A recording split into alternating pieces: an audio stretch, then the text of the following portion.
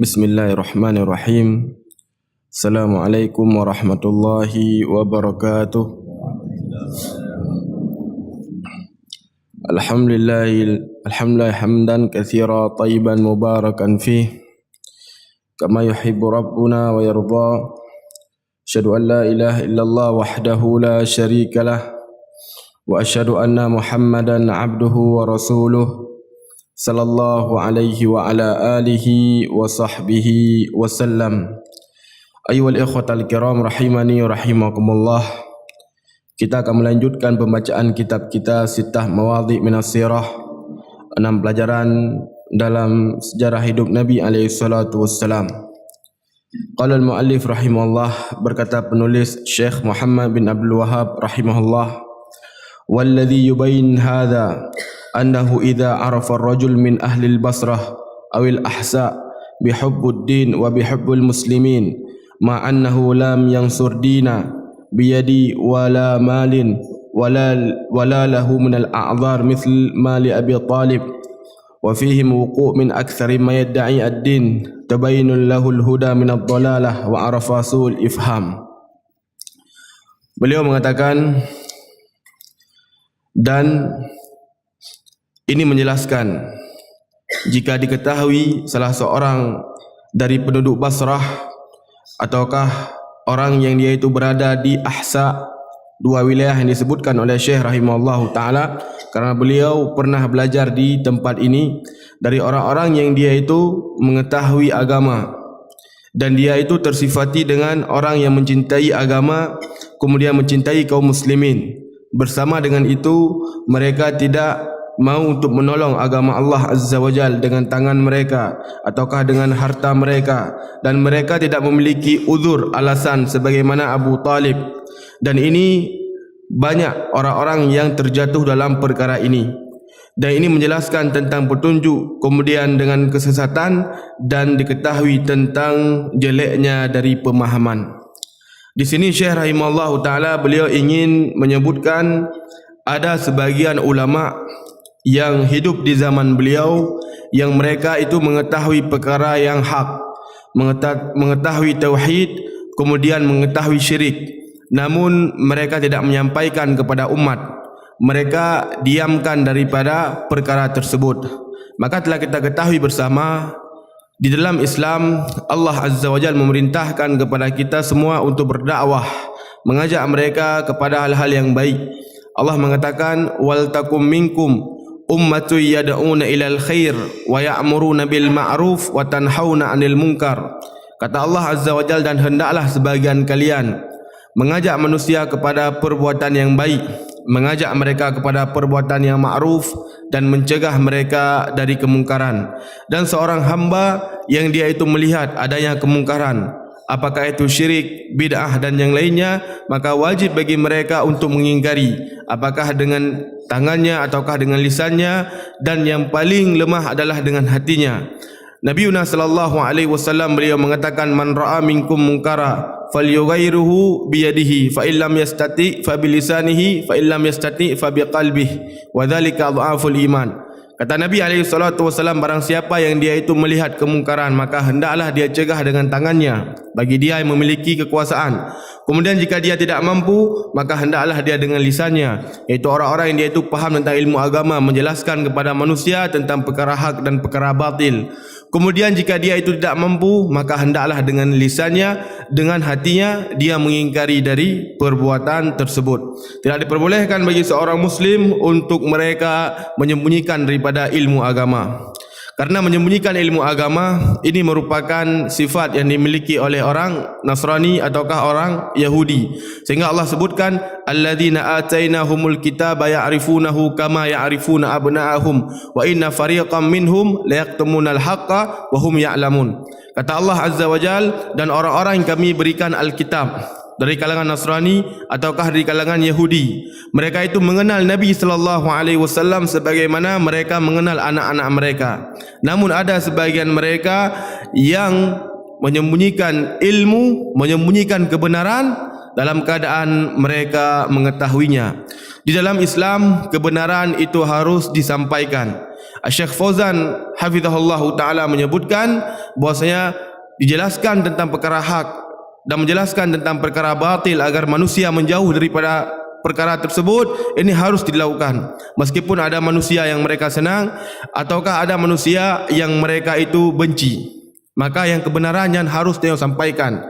Tidak diperbolehkan diam dari kebatilan. Terkadang jelah yang perbuatan syirik, terkadang jelah yang perbuatan yang menyelisihi yang keperah oleh Nabi SAW. Tidak diperbolehkan bagi orang-orang yang mereka memiliki ilmu untuk diam. Karena diamnya mereka, maka ini menyebabkan sesatnya daripada manusia.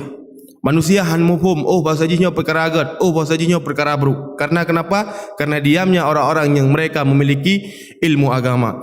Sehingga sebagian salah mengatakan sukut anil haq, orang yang dia itu diam dari kebenaran, maka dia adalah setan yang bisu. Kemudian orang yang dia itu berbicara dengan kebatilan, dia adalah setan yang berbicara. Ini disebutkan oleh sebagian salaf. Terkadang sebagian manusia mereka tidak mau menyampaikan daripada kebenaran karena akan dicemooh oleh manusia, akan dihina oleh manusia dan yang semisal jih.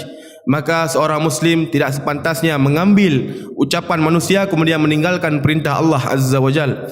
Al-Imam Ibn Hazm rahimahullahu ta'ala beliau mengatakan perkara yang paling menenangkan hati seorang hamba ketika dia itu hanya fokus pada ucapan Allah Azza wa Jal, kemudian dia tidak mendengar daripada ucapan manusia. Dan sira urang menyogi inginkan seluruh manusia ridha kepada ngian, galak kepada ngian, maka urang tente ka pungu. Karena tente sidra urang na yang galak dan na urang yang hana galak. Begitu juga ayuh ikhwatal kiram, terkadang ada sebagian manusia mereka itu paham tentang perkara kebenaran namun mereka tidak menyampaikan. Kenapa? Karena terkadang sudah terfitnah dengan dunia.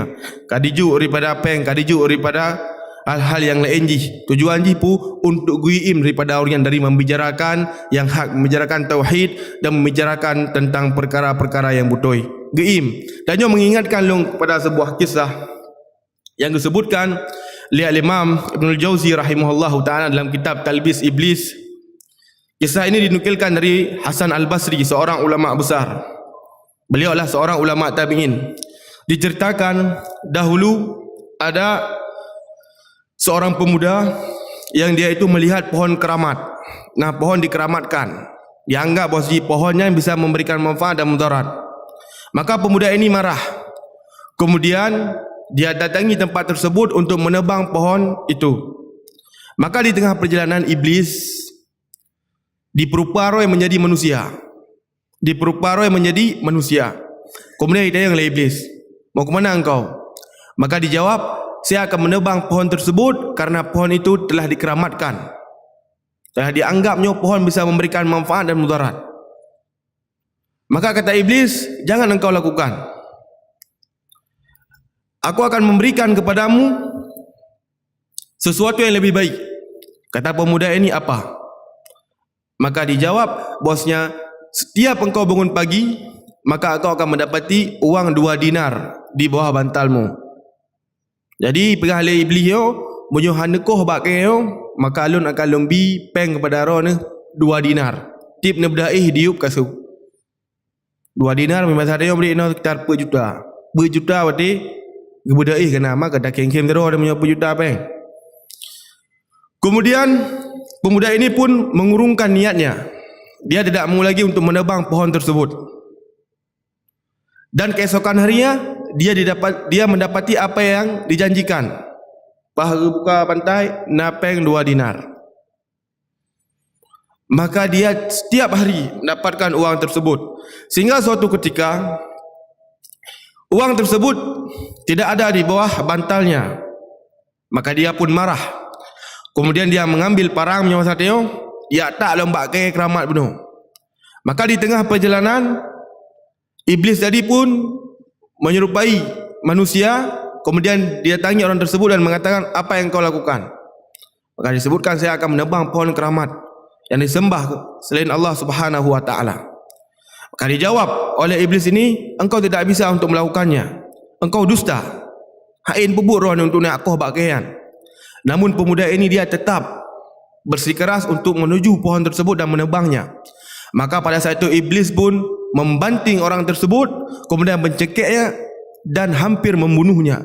Dan iblis mengatakan kepada orang ini, apakah engkau tahu siapa aku? Aku ini adalah iblis. Sungguh baro Ron nejak untuk niat tak pakaian dalam keadaan Ron memang betul-betul need God. Betul-betul Ron ikhlas kepada Allah sehingga saya tidak bisa untuk menguasaimu.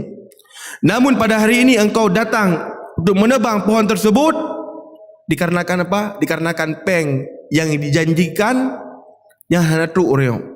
Sehingga memang tadi ya bunga-bunga kemudian ya apakah? Nyo adalah perkara yang God. Padahal karena perkara dunia. Sehingga pada saat tersebut dijelaskan oleh para ulama bahwasanya niat itu harus bagi seorang muslim untuk tetap kokoh. Baik sampai pudar becut-becut lagi cerita bunuh. Menasib sebagai manusia yang merupakan sangat semangat membicarakan tentang permasalahan khurafat, tentang permasalahan syirik. Punya bahasa dia lagi piding yang sangat tajam.